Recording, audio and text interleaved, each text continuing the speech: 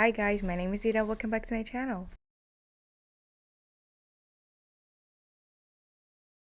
Happy second day of Eid, you guys. Happy second day of Eid. People are celebrating Eid and your girl has work to do. In today's video, as you already guys read by the title, I am going to be doing March wrap up. This is the only wrap up that you'll get, no January, February, since I have not read any single book in these 2 months. Therefore, no wrap up for you guys. So now let's just get started. I've read 5 books in March, which I am so happy about.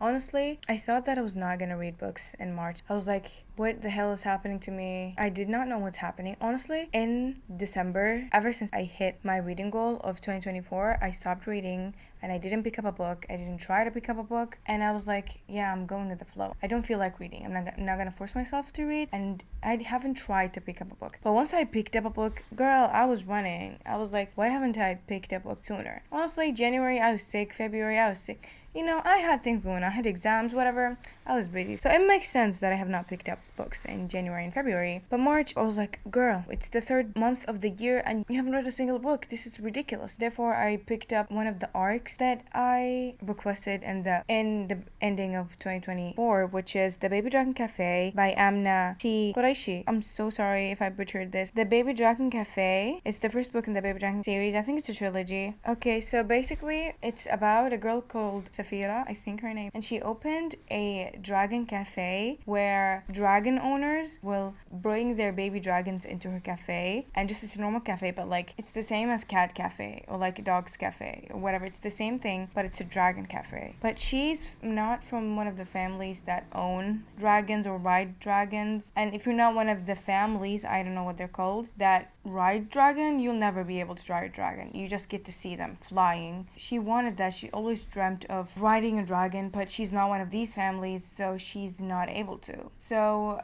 she thought of opening a baby dragon cafe, since baby dragons are harder to control and harder to deal with, and they're not allowed on the streets since they still can't control themselves and can control their flames and their powers. Therefore, they're not allowed on the street. But she made a cafe to just gather them in, and people have tried before, but they failed since they can literally melt anything. So she opened a dragon cafe, and there's a guy, the male main character, which I don't know his name and I don't care because you'll get to know why. His brother, Danny, I think is called, had died and left him with the dragon egg. So the dragon came out of the egg and now it's his responsibility. The family asked him to rather keep the dragon to himself. They will have nothing to do with the baby dragon, or he get to give them the dragon, but they'll do whatever they want with it. They will give it away. And he was like, that's the last thing that my brother gave me before he died. I can't let go of this dragon. So they meet and things start going, and yes, that's the premise. That's like the first few chapter. I sadly DNF'd it. I think I DNF'd it at 13% or something. That book was so insta-lovey. So basically, let me just, if you want to read the book, if you found the premise interesting, you could skip from now because I'm gonna spoil things. I don't think that's a spoiler, but whatever. Okay, basically, the baby dragon gets out of his hand. So he's like running downtown trying to chase the dragon, and the dragon enters the cafe of Safira, okay? And then they meet. He's like, oh my god, who's this beautiful woman that I met? Oh my god. And like, he's already in love. Upon their second meeting, a piece of hair fell out of her ponytail, and he was like, I just want to trace my hand along that piece of hair and put it back. It's literally their second meeting and he already wants, oh my god, I really want to read you that. That disgusted me so bad. It is kind of questionable. I'm hyper aware of what I say since I know that my cousins and my family know about this channel and watch me. So I'm trying not to say anything inappropriate. But trust me, it's not me, it's the book, I swear. Oh my god, I have to say this, ridiculous. He was quiet, standing perfectly still until his throat moved as he swallowed. He smelled like coffee, his lips were still wet. She had the strongest impulse to go onto her tiptoes and have a taste. Girl, chapter 3 with 13% in it. Girl, how am I supposed to? I was like, that was it. I swear to God, this is where I DNF'd the book. I was like, no, this is where you lost me. Maybe a soft DNF. I don't think so. I'm trying to be nice, but definitely not. Never. So I was like, I didn't understand when people say the book is so insta-lovey, the book is so This is what they meant when they meant the book is still away. You barely know. You met him last night. You literally, in the book, in this scene, they met last night. Like at 12 or 1 in the morning, and then she woke up at 5. The first thing that she saw was him. And just like, girl. Even him. I don't remember what he said, but he was like, yes, when the piece of hair fell out of her ponytail. And he was like, I just want to trace my hair. Girl. Wait, let me bring you the banger. 5 Survive by Holly Jackson. I have a whole reading vlog of me reading this and like 2 other books, but this 100% will come out first. I don't know if I should talk a lot about this book or talk little, so you guys don't get me saying the same thing twice. But what you will hear a lot is that this book is so good. This book is so good. Let me read you the back, or should I tell you off of the back of my head? Okay, so basically, Red and her 5 friends are road tripping to a place, I don't know, 18 hours away from where they live in Philadelphia. They're road tripping there for spring break. They're going to a campsite. And on the way there, when they're like 8 hours away from where they're going, the campsite, there's a rifle shooting at them. Literally, a rifle, a sniper shooting at them. And he was like, one of you has a secret, and I want that secret out. And they're like, you're telling us that one of the 6 of us has a secret, and one of the secrets that they... Let me do the back. Okay. You can't see me, but I can see you. If you try to run, I will shoot. That's from the book, by the way. Red Kenny is on a road trip with 5 friends when their RV breaks down in the middle of nowhere. This is no accident. Someone is out there, and someone wants one of them dead. With 8 hours until dawn, the 6 friends must escape or work out which one of them is the target. Buried secrets will be forced to light, and not everyone will survive the night. Okay, you heard it. It is actually exciting as it sounds. The tea, you guys. The tea that you get to know. The tea is teaing, girl. I'm there for the tea. Genuinely, I'm more there for the tea than the thriller itself. But girl, go ahead and read this. I can't say a lot. This is thriller. Like, I'm scared. I said something by accident. I know I'm gonna delete this later, but I spoiled it by accident. It's not even a spoiler, but it's good to go into thrillers blind. So basically, it's a 5 stars. Go read this immediately. Now. I was like, I said to myself, why haven't I picked this book earlier? I borrowed this book from a friend, and I knew since like the beginning of the school year that she had 5 Survive, but I never like asked her for it. But now it was like the first full book that I've read, and it's the best timing because I was like in a slump and I didn't know what I'm doing, and I felt like I was out of the spirit of reading for so long that this book just pulled me back into where I was 5 months ago. That month I've read 16 books, and I felt like I was feeling the same here. Yes. 5 stars, definitely recommend every day of the week. After that, I have read The Enemy by Sarah Adams. It's the second book, and it happened in Charleston.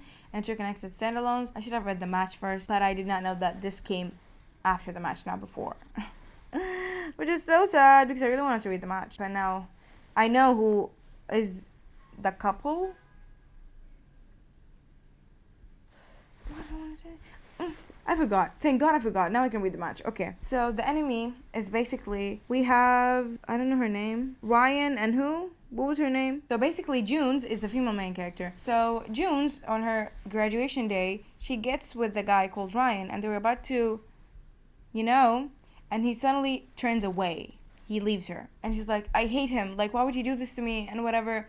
Blah, blah, blah. For 12 freaking years, she hated him. And hated the absolute freak out of him until the wedding of her best friend, where she had to meet him because he is the best friend of the groom. And he was like, I get to see him after 12 years and I hate him, blah, blah, blah. She starts to brag about her donut shop and how successful she is. He's a chef, rated 3 stars, and she was bragging about her donut shop. So because of her best friend's wedding, she has to like deal with him in a kind of a forced proximity and meet him a lot, and from there things start going, and you know where this is going. I give it 3 stars. Honestly, I think that it was just a nice read. It was a good read. I wasn't expecting this to be like groundbreaking, something that I'm gonna think about until I die. I really got into it and expecting something to just keep me interested. And honestly, I don't think 3 stars is bad. People saying that I've been reading like 3 stars book back to back and I hate it. No, I'm fine with reading 3 stars books back to back. Honestly, I don't think 3 stars is bad. I think it was like enjoyable. 3 stars is enjoyable. maybe like I was not emotionally connected to the characters, not attached to them. I maybe did not relate to them or something like that, but it was enjoyable. I definitely was having a good time. I think the beginning of the book was so cringy, as I said, the first chapter where she started bragging about her donut shop and turned out he's a chef. That was cringe. I was cringing so bad. But then the ending was, it had me giggling. The ending was so adorable and so cute. I was laughing so hard. These are my thoughts on the book, honestly. And next we have The Rise of Issa Igwe by Shanna Miles. This is a children's book. I did talk about this book in a TikTok where I crocheted a bookmark while I was listening to the audiobook. So we have Issa, she's a 12-year-old witch, and she has this power that ghosts possess her body. She has the ability to make ghosts possess her body, and she technically cannot control it, but at the same time she can, or maybe that's what I understood. Basically, her parents are very worried about that since it happens randomly, maybe in a class, or maybe she's like in the bathroom, when anywhere it happens randomly, just when a ghost suddenly possesses her body. So she's not allowed to go anywhere. Basically, she only goes to school. No school trips, no hanging out with friends, no going anywhere. So she's like, my parents are being so strict, I hate this. So until they decide to send her to a witch school where they teach witches how to like control their powers and everything, and she goes there, she does not want to go at all. She tries to convince them that like, I don't want to go, please don't let me go, I don't want to go, I don't want to go, like so there's something that happened. I don't know if it's said in the back of the book, but I was shook when that happened. So basically something happened and she's trying to use bitter magic, aka black magic, to get what she wants. And when a witch uses black magic, they get cursed by the high upper like power, not a god, but like the person who's controlling all the witches and everything. That she tries to use black magic to get whatever she wants. And that is forbidden. And I was like, girl, what the hell are you getting yourself into? Oh, girl, what the hell? What the hell did you get yourself into? I gave this book 3 stars. I genuinely was enjoying it. The audiobook, the narration was chef's kiss. It was so good. If you can get the audiobook, please get it. It is so good. It was really fun. I was enjoying my time. Finished it in one day. So much fun. Yeah, and they mentioned a Sudanese cat, and I was like, yeah, my people, yeah. Today's March 31st, by the way. And lastly, the last book I've read in March is The 7-Year Slip by Ashley Poston. Would you believe me if I said I DNF'd that book? Yeah. Honestly, I was like, first hour into the audiobook, I'm like, let me push myself through a little bit.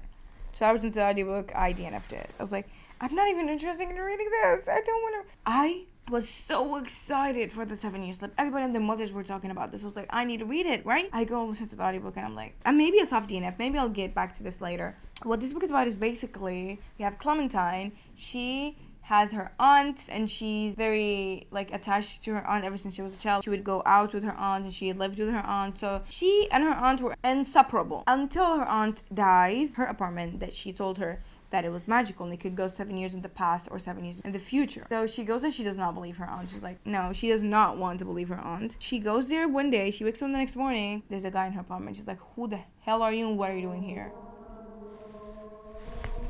Okay, so she sees him and she's like, who are you and what the hell are you doing in my apartment? And he was like, he tried to come like to explain things to her, and then she remembers what her aunt said, and then things started going on from there. There's a guy living in her apartment. What the hell? Okay, so these are all the books that I've read in March. Hopefully I will be reading more in April. Yeah, that's it. Thank you guys so much for watching. Don't forget to like, comment, subscribe, and comment down below. Since it's Eid, do the hilal emoji. Do I know what hilal is? I think it's crescent. This emoji. And let me guys know what your favorite read of March is.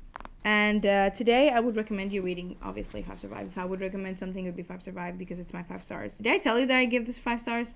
I gave 5 stars, by the way. Yes. See you guys in the next video. Bye.